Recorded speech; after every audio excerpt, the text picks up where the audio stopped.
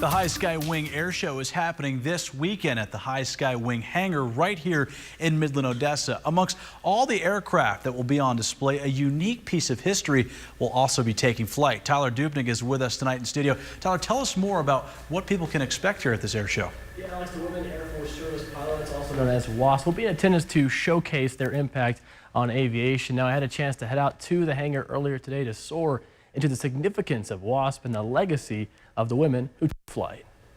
In a hangar full of airplanes, it's the one outside stealing the show. So here we actually have a real BT-13 airplane from the WASP Museum out in Sweetwater. They flew it in earlier this afternoon. You'll actually be able to see it in flight, in action this weekend at the air show. And believe me, it is much more than just an airplane.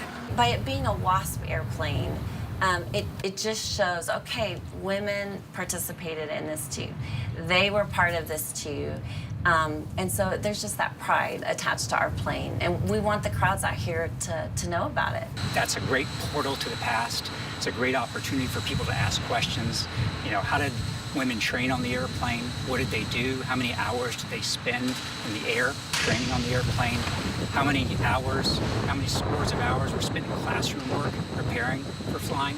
So again, it's kind of that touchstone. Historian John Harper called these women pioneers, and WASP service during World War II certainly paved the way in the eyes of Lisa Taylor. When you see those women out there on the airfields in camouflage, in airplanes, or even in a commercial airliner, it relates directly back to the WASP. I mean, it's just one generation opening doors for the next generation. The impact these women made is unquestioned. Today we take it for granted that they're women pilots.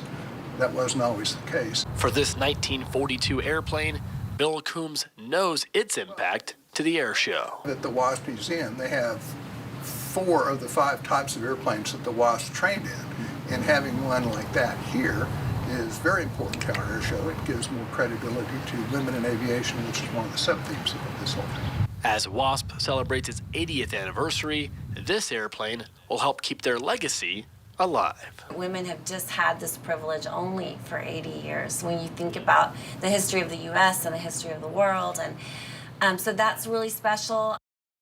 Now, Taylor told me that the women who joined WASP all had their pilot licenses in anticipation of getting an opportunity to one day fly and serve their country. Again, that 1942 BT-13 will be flown at the air show on Saturday and Sunday, and WASP will have a booth as well to educate people on a special piece of history.